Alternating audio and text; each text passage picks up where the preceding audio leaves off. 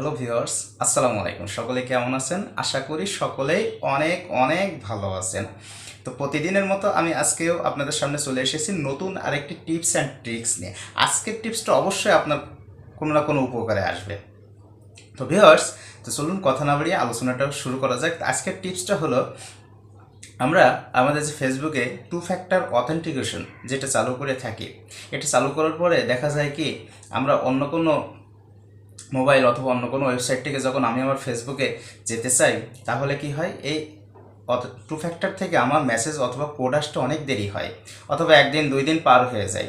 তো ভিউয়ার্স, এই two factor অথেন্টিকেশনের যে কোডের যে জটিলতা, এই কোড আসছে না অথবা কোড রিকভার করা যেতে পারে, কোড না দিলে আমি লগ ইন করতে পারছি না, এই সমস্যার সমাধান আজকের এই ভিডিওতে আছে।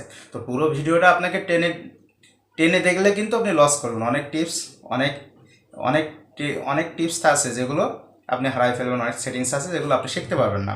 এই জন্য আমি বলবো পুরো সম্পূর্ণ ভিডিওটা দেখেন, মনোযোগ সহকারে দেখেন, তাহলে শিখতে পারবেন।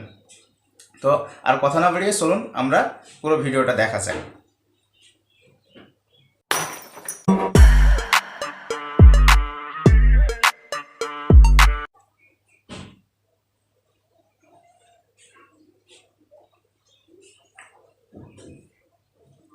তো ভিউয়ার্স, সর্বপ্রথম আপনার যে হাতে থাকা যে স্মার্টফোনটা আছে আপনি সেটা চালু করবেন। তো আমি আমার স্মার্টফোনটা আমি ফেসবুকে যাচ্ছি। ফেসবুকে আসার পরে খুবই সিম্পল একটা প্রসেস, আপনি দেখলে এনি হাউ যেভাবে হোক শিখে যেতে পারবেন। খুব সিম্পল একটা প্রসেস।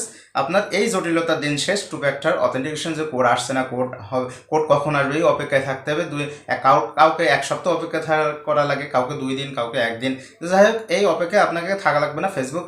ফেসবুক তারা অসংখ্য কোড আপনাকে দিয়ে রেখেছে এই ফেসবুকের মধ্যে থেকে, এখান থেকে আপনি কালেকশন করে নিতে পারবেন। তো চলুন সেই সিস্টেমটা কি আমরা দেখে।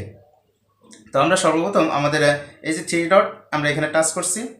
টাচ করার পরে আমরা সোজা চলে যাব সেটিংসে আসি।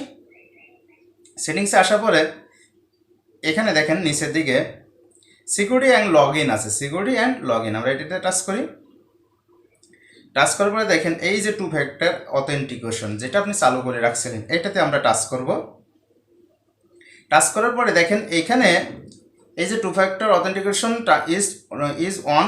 আমরা এইখানে রিকভারি যে কোড বলে একটা অপশন আছে, রিকভারি যে কোড, আপনারা ঠিক সোজা এইটাতে আসবেন। এটা শো কোডস বলে একটা অপশন আছে। তো ভিউয়ার্স দেখেন এখানে অসংখ্য কোডস রয়েছে, একটু ভালো করে দেখেন এখানে অসংখ্য কোডস রয়েছে। তো আপনি যখন আপনার দেখছেন যে আপনার কোড আসছে না, তখন আপনি এই কোডগুলো কী করবেন, কপি করে নেবেন। ফর এক্সাম্পল আমি এটা কপি করে নিলাম, এটা ডান, কপি হয়ে গেছে। এখন কপি করে আপনি যে কোনো ওয়েবসাইটে অথবা যে কোনো জায়গায় আপনি সেভ করে রেখে দেবেন অ্যাজ এ উইশ।